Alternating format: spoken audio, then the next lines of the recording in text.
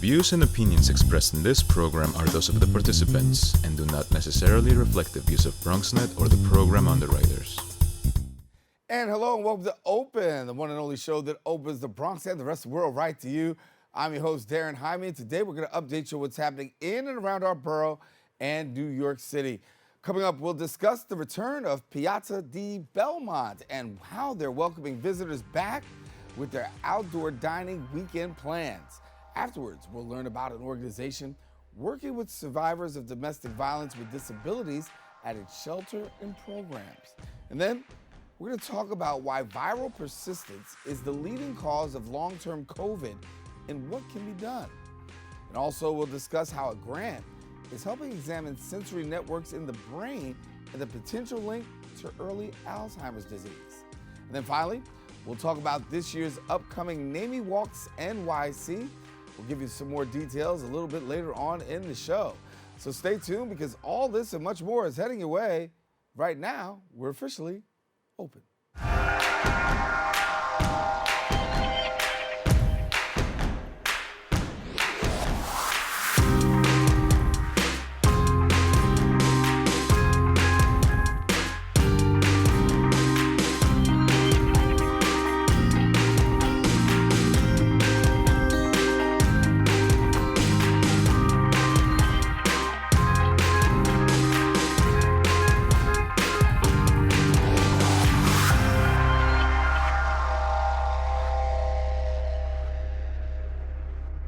And hello, everyone. I'm Daren Jaime, and you are watching Open, a live program bringing the Bronx and New York City straight to you.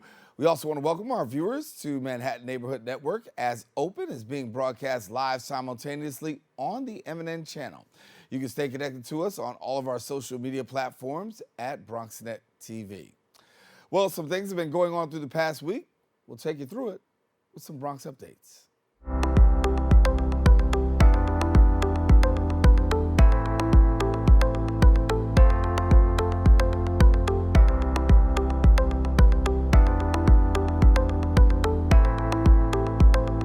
We start off with state news. A new bill will protect abortion access for women traveling from states with Roe v. Wade bans. Attorney General Letitia James announced the upcoming legislation could establish New York as a safe harbor for women who seek abortions if Roe v. Wade is overturned. The new bill will set aside funds for abortion care in the state under a reproductive freedom and equity program. The New York State Attorney General says, quote, "No matter what is happening on the national level, New York must always be a safe haven for anyone seeking an abortion. I firmly support an amendment to the state constitution to protect access to this basic right in New York." In other news, the MTA will begin to take steps to curb fare evasion. Bus drivers will be directed not to immediately open the back and center doors. According to the MTA's latest fare evasion survey, nearly 30% of city bus riders aren't paying the fare, which is up from just over 20% at the end of 2019. The new directive will ideally force potential fare beaters to enter through the front doors of the bus and be confronted by the bus driver if they don't choose to pay. The back and center doors on the MTA's Express Select bus service, those routes will continue to open automatically. It all stops. Well, that's all the time we have for our Bronx updates. We are taking a break, but guess what? We do have more Open coming up when we return.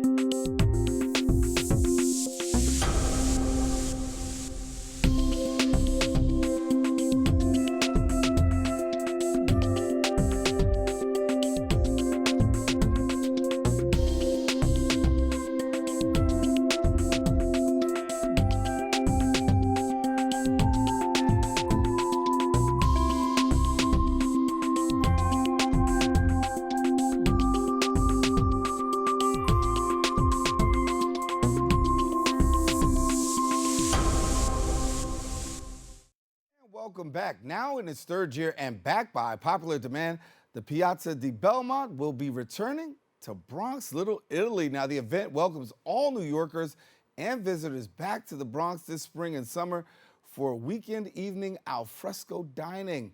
And joining us now and sharing more details is the treasurer of the Belmont bid, Franz. And Frank, glad to have you. And as we look right now to what's happening right here in the borough of the Bronx, we have a lot to be, to the people to talk about.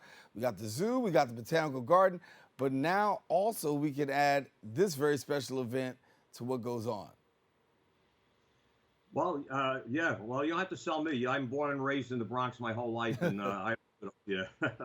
And as you said, right here where the Piazza di Belmont is, right on Arthur Avenue, in the center of Little Italy in the Bronx. We're only blocks from the Bronx Zoo, the Botanical Gardens, Fordham University. So it's a nice little respite in the busy Bronx. And as you said, the Piazza di Belmont, this is our third year.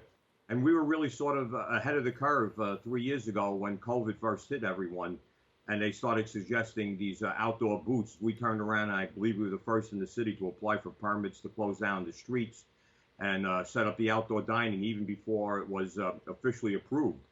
But our concept up there is, there's outdoor dining all over the city. I was just at an outdoor cafe downtown yesterday.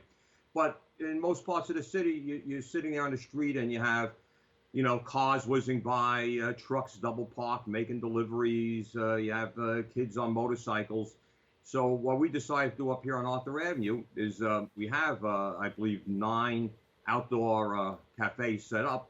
And we close the street on weekend evenings from 6 to 10 or so, and on all day Sunday. And it allows you to sit down and walk down the street with no traffic. It allows you to sit down with peace and quiet and enjoy that summer breeze and dine without any of the hustle and bustle of the rest of the city. And we provide some entertainment. We have an a cappella group, the Belmont 4, that goes around every night from table to tables taking requests.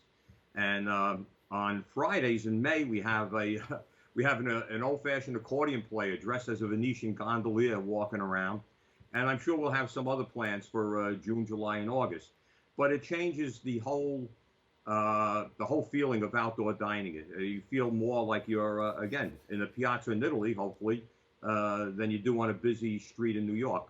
Yeah. Tell me a little bit about the residents of the community, because obviously for them, an opportunity to have entertainment, an opportunity to see more traffic through the area, and the area already has life. But the fact that having this event actually gives more life to the neighborhood and the community, and while you do get a lot of visitors, you get a lot of people from right around the way who just come on by and have dinner or have a drink and have a great time. Oh, absolutely. We pull people from the Bronx, from the metropolitan area, the tri-state area. I can't tell you how many tourists we get from the rest of the country, and even from abroad. Every day we have buses pulling up, loads of people coming out speaking a different language from someplace else in the world. So, yeah, certainly everyone comes here. But for the neighborhood people who live here, they don't necessarily have to come out to eat to hear the music. They'll just come out and walk around the corner and bring a chair with them and sit down and listen to the music on the street, and enjoy, enjoy a nice summer night. So, it's always a very close, family-oriented community. And, the more we could do around here, the better. We're always happy to put on a show for our residents and for the visitors alike. Now, Frank, speaking of show, I know one of the things that's going to happen is you'll have people that are out there eating, and then they'll be serenaded. You got this great group, the Belmont 4. Talk to us about the Belmont 4 and what they're going to be bringing to the table. They're actually excellent. We use them every year at Christmas also, where they dress up like characters from a Dickens novel and go from restaurant to restaurant, store to store, singing Christmas carols on request, even in the middle of the street. During the summer, we use them, and again, you can request anything. They know, 50s, 60s, 70s, 80s. They know more music than you can believe. Although I would say that the #1 requested group are songs by Dion and the Belmonts, but they could sing anything else for you. Sinatra, Tony Bennett, Nat King Cole. And they have beautiful voices. And what's nice in it to, hear a song while you're having a dinner, or just be walking down the street and get serenaded right in the middle of the street. So it definitely adds an added component to the whole experience.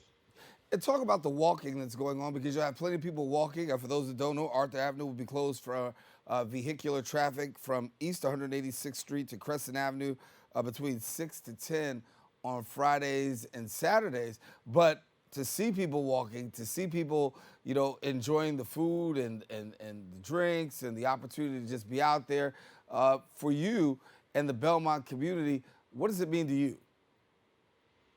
Well, I mean, as someone who's lived here my whole life, we've always had a lot of nightlife on the street. When I was a kid and no one could afford air conditioners, everyone came down and sat in front of their house at night and talked before, people became so mobile with cars and running all over the place.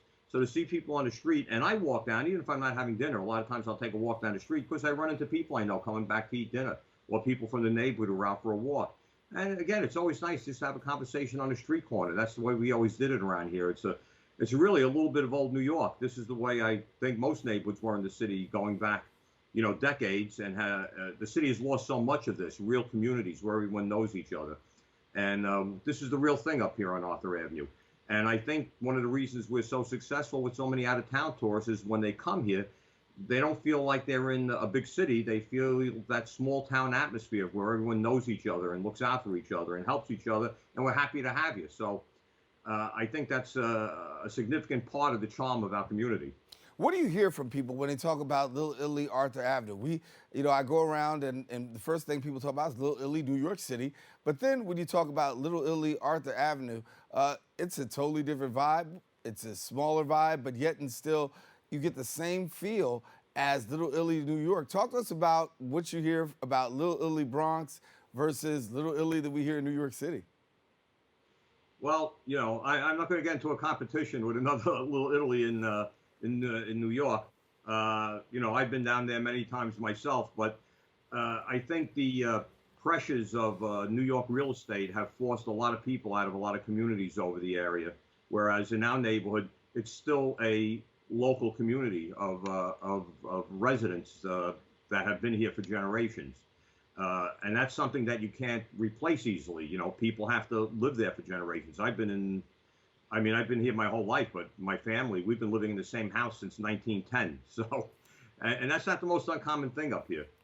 But I'll tell you one thing about the people that come here. I frequently will go up to people on the street and chat with them because I like to know what people think of the neighborhood. And I get one of two responses. Either I get, oh, we've been coming here for years. They know where they're buying their bread, where they're buying their cheese, where they're eating, the neighborhood inside out. Or it's their first time up here. And everyone who's up here for the first time likes it. No one ever says, oh, I'll never come back again. Everyone's always, I can't wait to come back again. So I take that as a tribute to the community, the warmth and generosity of the community, and that we must be doing something right up here. Yeah. Well, Frank, I want to thank you so much for being with us. As we said, we're looking forward to seeing Piazza di Belmont.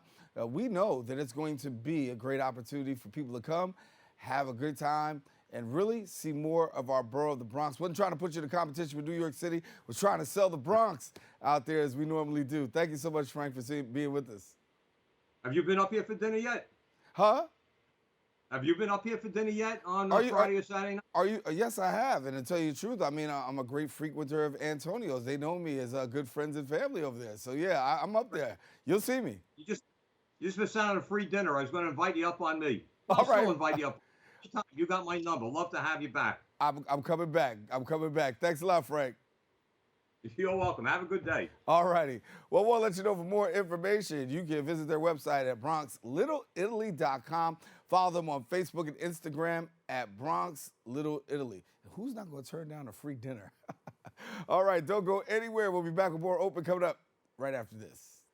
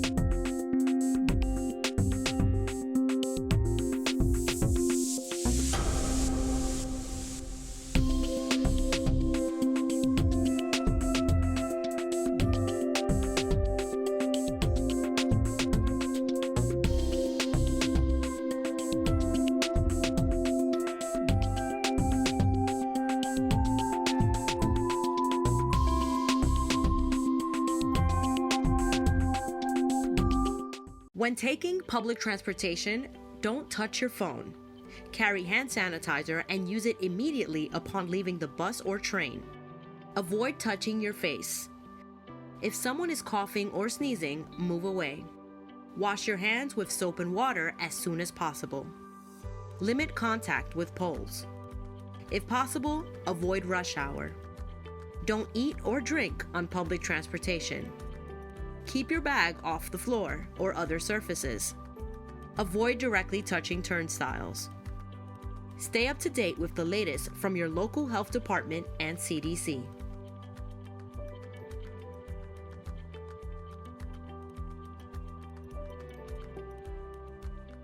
And welcome back. Barrier-free living is nationally recognized as the first fully accessible emergency shelter for survivors of domestic violence with disabilities.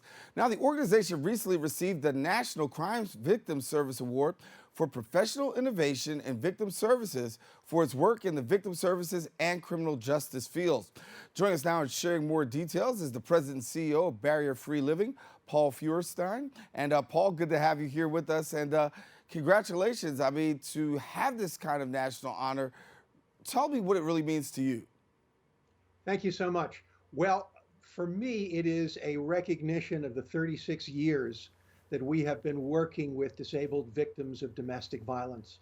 First starting off in a mental health program that we ran, when I hired a deaf woman who in the interview said she had 13 years experience with disabled victims of domestic violence.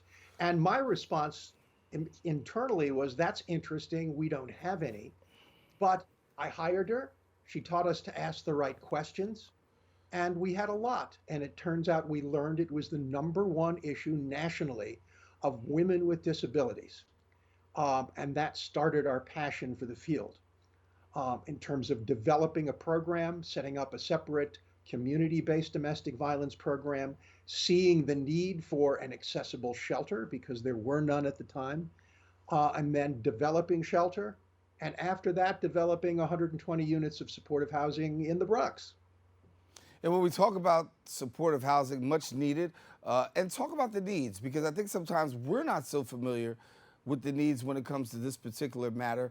As you're doing the work and you've got your boots on the ground, what are you seeing as the primary needs in terms of services?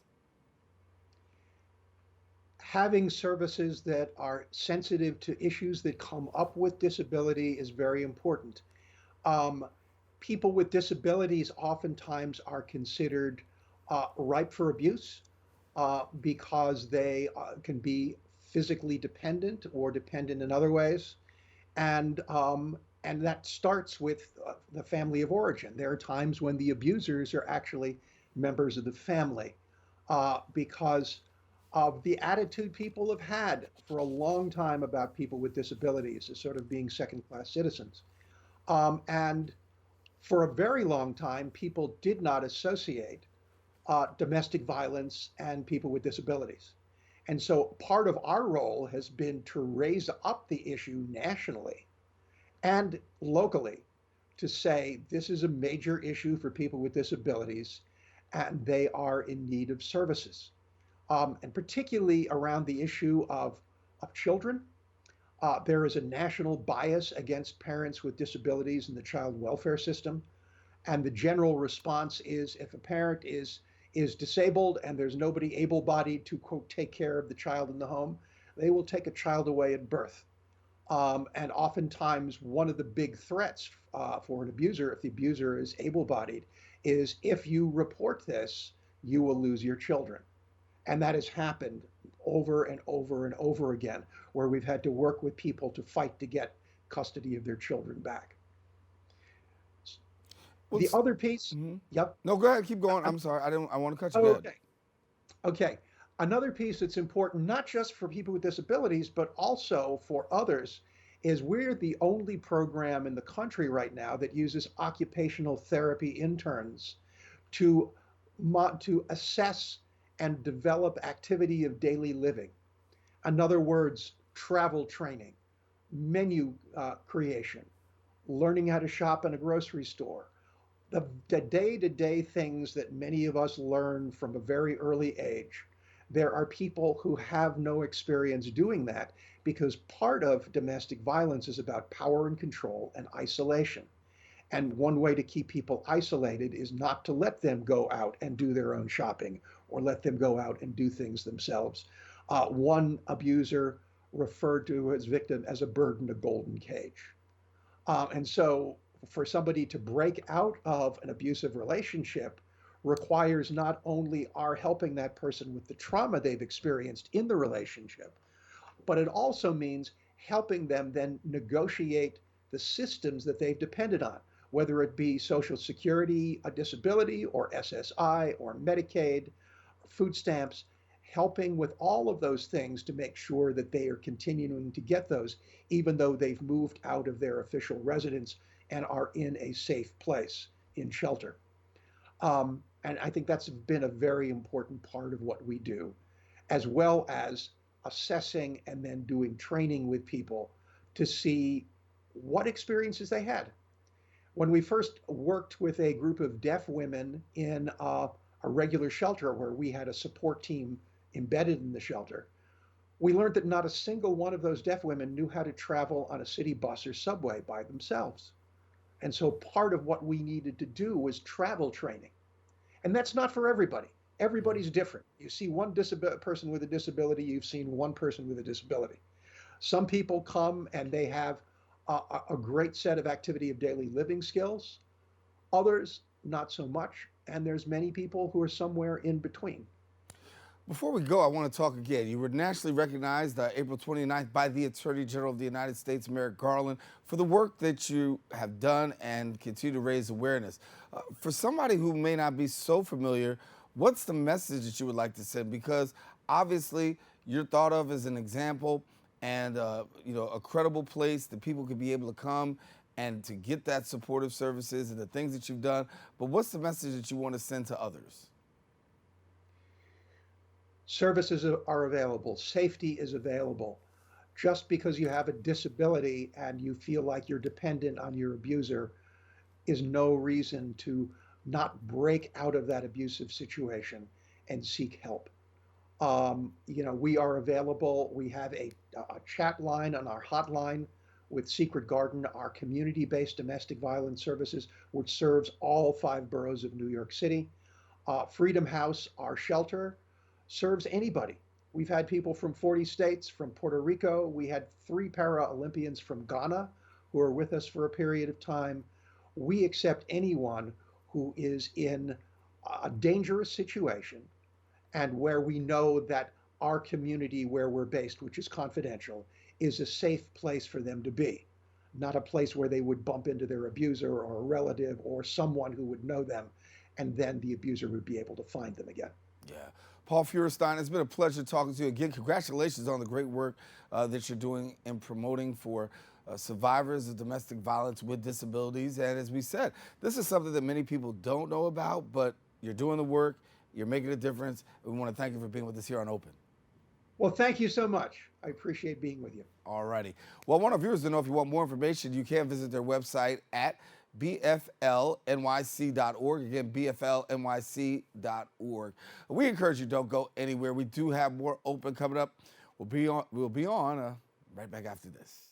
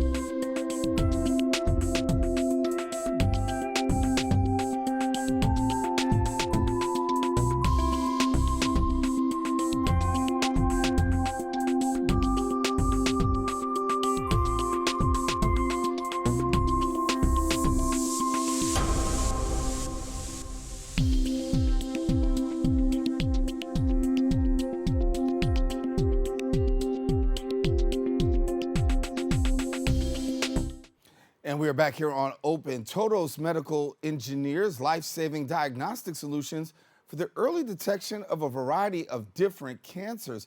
Now, Todos Medical is focused on distributing comprehensive solutions for COVID-19 screening, diagnosis, and immune support, as well as developing blood tests for early detection of cancer and Alzheimer's disease.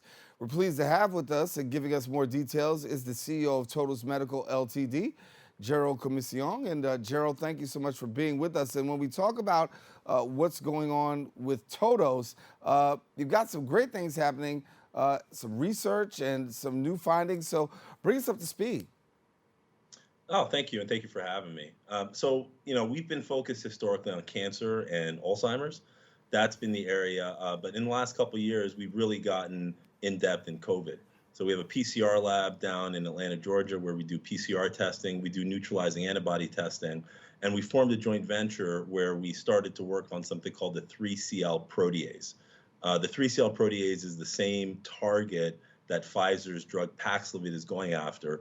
And what we've done in that area is we developed a test to measure for the protease because we think that is really representative of whether the virus is transmissible. So if you can infect somebody else, it's a little bit different than the PCR. Sometimes people say they test PCR positive for months, but they're not infectious. So we're looking at whether you can actually infect someone else if you're positive. And then secondarily, we also looked at ways to stop that protease in a similar way to Pfizer. And there we have two programs. One, we have a botanical drug candidate where we did a phase 2 clinical trial in Israel, and we showed in the hospital setting some very, very promising results. We eliminated death while on therapy. 100% of the patients actually got better versus just 66% of the control arm. And we reduced the need for time on oxygen and if whether people needed oxygen at all. So that was very positive. And then on the supplement side, we got FDA authorization for a supplement version of that drug. And in the supplement, we don't make any claims as it relates to COVID or coronaviruses, but we are authorized to say that we are stopping the protease.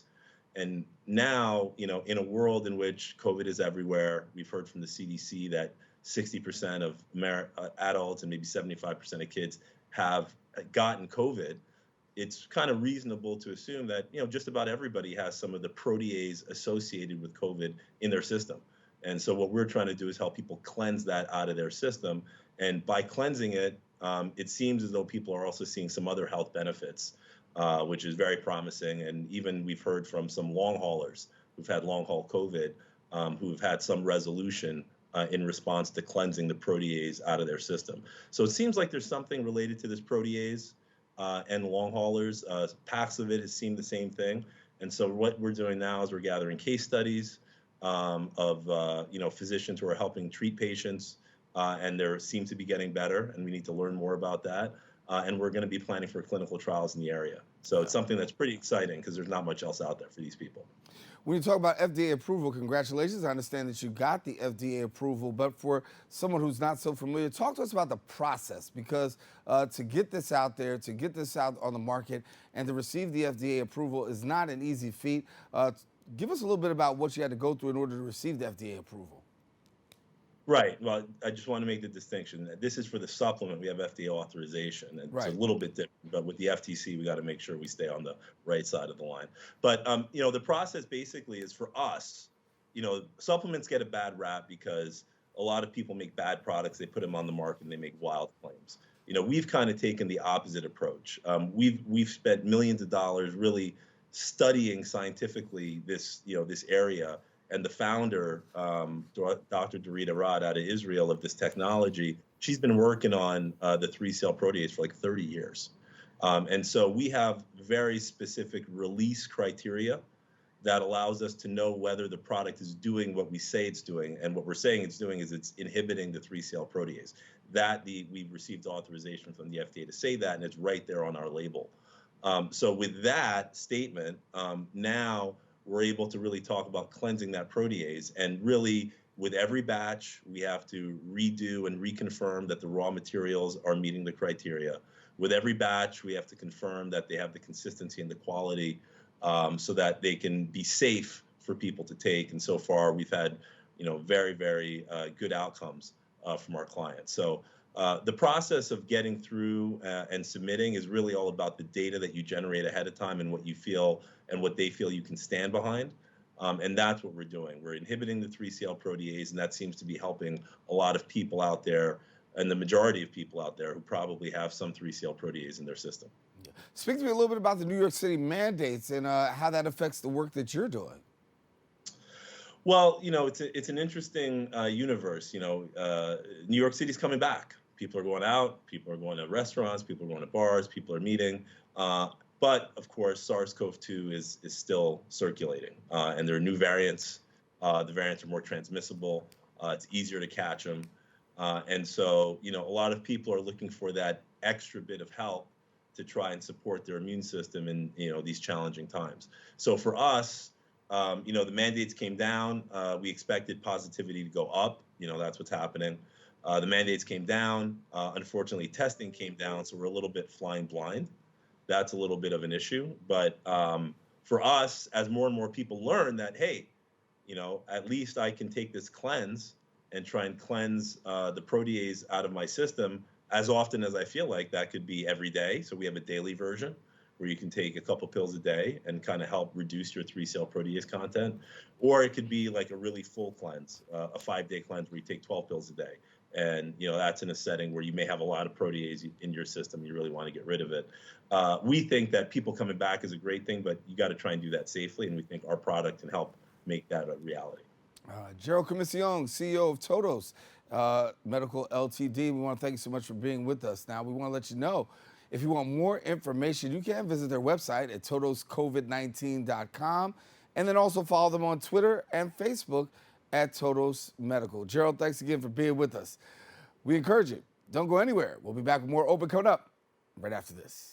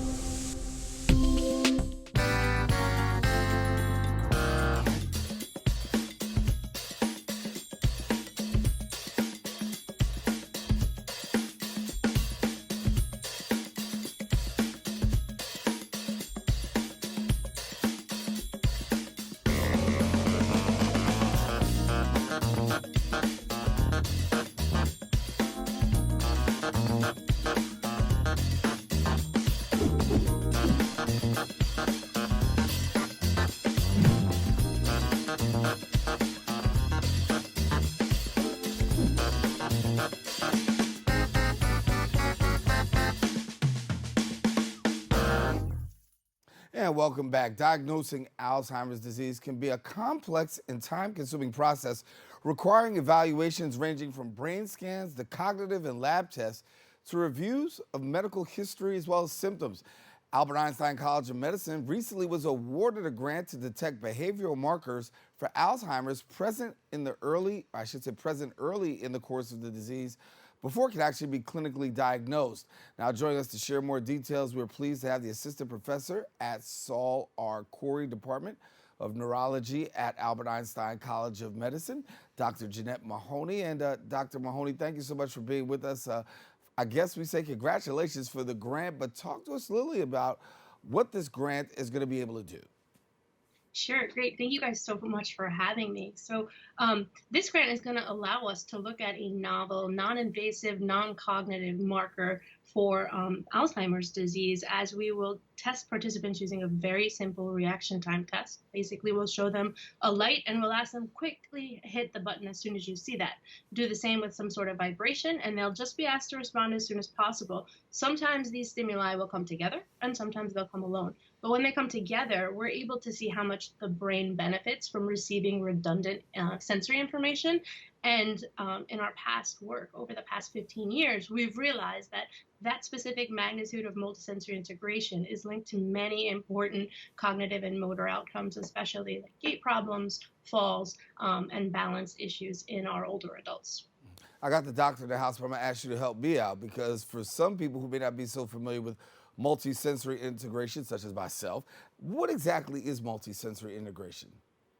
Sure. So if you picture yourself at a traffic light, right, you're waiting for the light to turn green. As soon as that light turns green, that's your cue, right? That's your visual cue to go. The amount of time it takes for you to press the gas is the amount of time it takes you to respond to that light. What we're doing in the lab is we're emulating a similar sensory stimulus where we present just stars. And as soon as they come up, we say respond as quickly as possible. We also send vibrations. We tailor these studies to specifically visual and somatosensory stimuli, because we feel and we know that they are very important to our motor outcomes, especially when it comes to walking and navigating through the world every day. So what happens in the brain is when it receives redundant information like sensory, a vibration and a light at the same time, like if you imagine your iPhone lighting up and ringing and vibrating all at the same time, you're bound to answer that phone call faster. But this isn't true for all older adults. In fact, the older adults that can't benefit from receiving this extra information are the ones that go on to have more gait problems and more falls. And those are the people that we're really worried about. And in our last study, what we showed is that people with cognitive decline, those with mild cognitive impairment and even dementia, were not able to integrate at all. And so basically, we've identified a network in the brain where people with cognitive impairments also have impairments in motor processing and also having problems with sensory processing. So what we're doing in this grant is trying to take an overall image of the brain, keeping in mind the intersection of sensory, motor, and cognitive processes, figuring out where exactly in the brain people who don't integrate have problems, so that we can develop future tailored interventions to sort of get to these people before it's a real problem and hopefully slow the progression of Alzheimer's disease. That's our ultimate goal. Yeah. Talk to us about the borough of the Bronx for a minute. How do we fare when it comes to Alzheimer's? How do you fare? I mean, it's prevalent. I don't know the exact numbers, Right. but I can tell you from our studies, about 10 to 20% of older adults show some signs of cognitive impairment, and preclinical or clinical signs of Alzheimer's. The thing about Alzheimer's is really sort of tricky to diagnose, and a lot of studies rely on post-mortem after we die to go back and see whether these tangles and plaques in the brain exist. In fact, one of our sister studies, the Einstein aging study, actually does these sorts of autopsy tests to go back and confirm diagnosis of Alzheimer's disease. But my argument is that it's too late when it's already Alzheimer's. We got to get into it. We got to figure out what's going on quicker so that we can delay onset. And with this cultural and diverse population of the Bronx here, I think we have a great way of looking at it by different races and genders, and we're really fortunate in that regard. Yeah. So talk about the link to early Alzheimer's. It's very important to get that.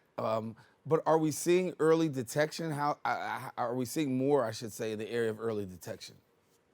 So what we're doing here is a bunch of new research has shown that we can actually test for presence of Alzheimer's disease by looking at plasma. So you could literally draw a vial of blood and get the plasma and send it to the lab and determine their levels of one specific protein, which is A beta, although there are other ones out there that are being considered. But for this current grant, the idea is, can we use the multisensory integration and correlate that with presence of A beta so that we can determine whether or not multisensory integration by itself is a marker, an early marker of Alzheimer's disease.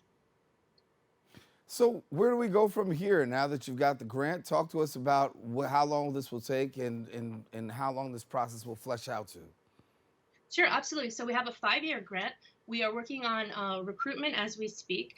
The idea with the grant is that we're going to recruit 208 participants, half that are cognitively normal, meaning that they do well on our neuropsych battery, as well as do not have presence of A beta in the blood. And the other half will have presence of A beta in the blood, suggesting a preclinical AD diagnosis, and will probably not do as well on the neuropsych performance. What'll happen is they'll come in for a battery of like 3 different days where they receive this comprehensive neuropsych testing, sensory testing, motor testing, as well as receive an MRI and get the blood draws. After we get the blood results back, we'll know whether they fall into the cognitively normal or the preclinical AD group. And those that have preclinical AD, as diagnosed by their presence of A beta in the blood, will go on to have a PET scan. And the thing about a PET scan is it not only tells us how much A beta is present in the brain, but it also tells us where, which is very important because we're trying to isolate the brain regions that are sort of affected by this process. So we'll study them every year for the next 3 years longitudinally, and we hope to get other studies to both increase the number of people in the study as well as increase the duration that we can study them over time. Because when you're studying mobility impairments like falls, they don't just happen the next day. It takes some time. So if we have a process in order where we'll call them every 2 months, track whether or not they've had a fall, and then we'll be able later to go back in time and see, did the people who didn't integrate really have more falls or have a shorter duration between the time they came here and the time they fell. So we'll get a wealth of information, and we're really excited to start, but we're planning for a late summer start. Dr. Jeannette Mahoney, thank you so much for being with us. Of course, as you said, over the course of the next 5 years, this study will be taking place. Hopefully, we'll be able to get you back and give us a little update as to maybe what you're finding, and definitely after the results come back, let us know so that we can be a little bit more aware right here in the borough of the Bronx. Absolutely. My pleasure. I would love to. Thank you so much for having me. Thank you, Dr. Jeannette Mahoney. Now, I want to let you know for more information, you can visit the website at einsteinmed.edu or follow them on Twitter and Instagram at Einstein Med. We encourage you to don't go anywhere. We'll be back with more Open. We're going to come back right after this.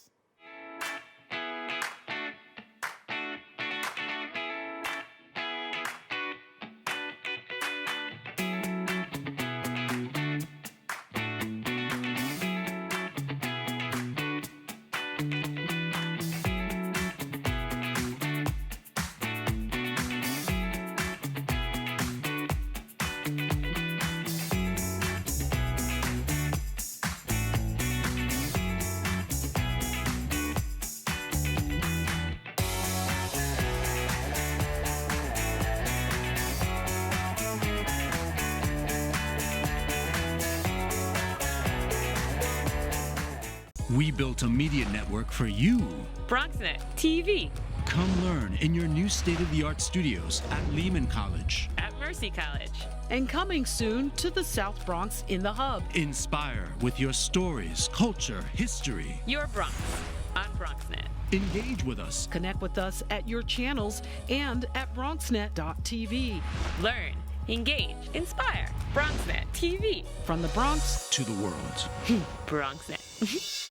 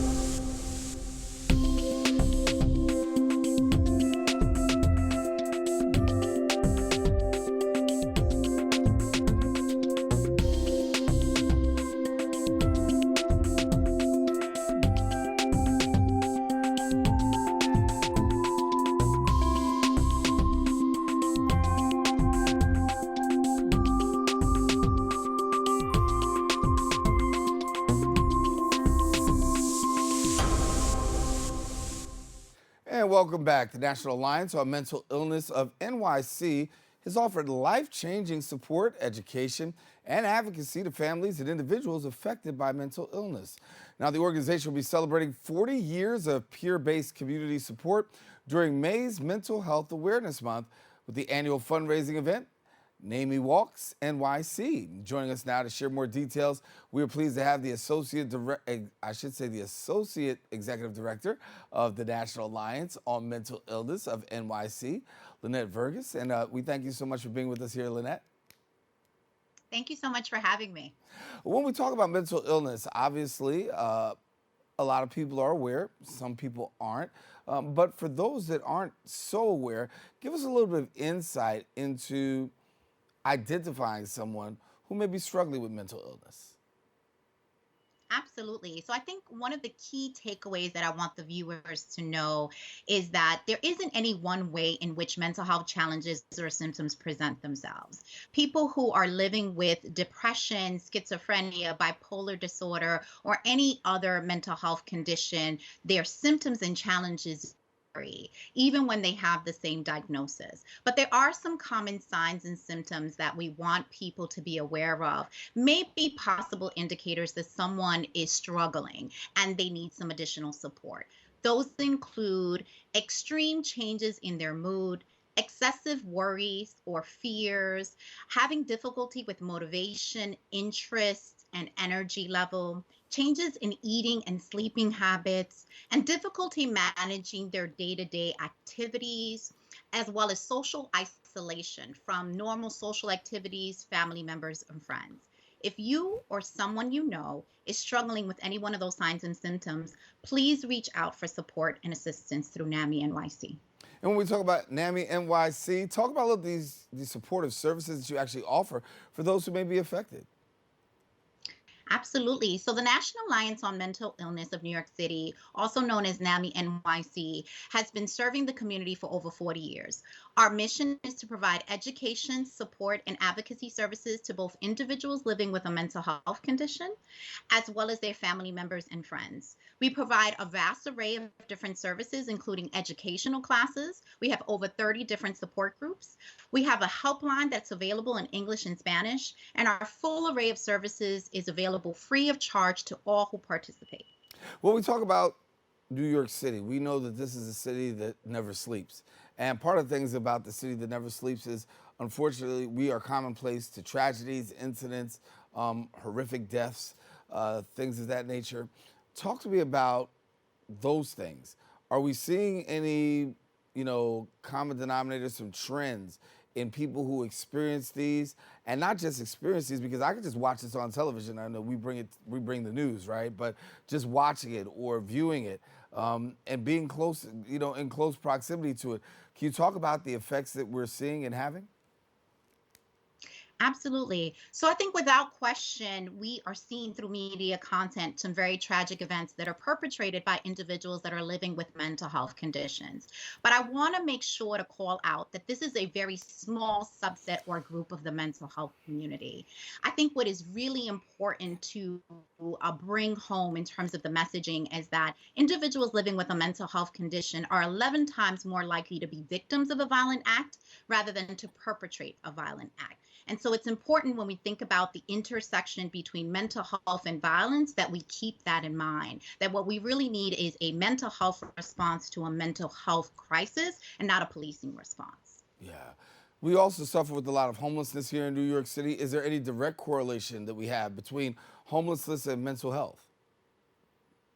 So homelessness, much like mental health, it can impact anyone, right? It doesn't discriminate. It affects us all. There are many different reasons why people can become homeless. One of the primary reasons certainly is a lack of affordable housing. And we know when we compare homeless families to homeless individuals, they tend to have higher rates of severe mental illness. In order to really address homelessness at its root, which is fundamental to overall health, be it physical health and certainly mental health as well, it is important to address the shortages in supportive housing.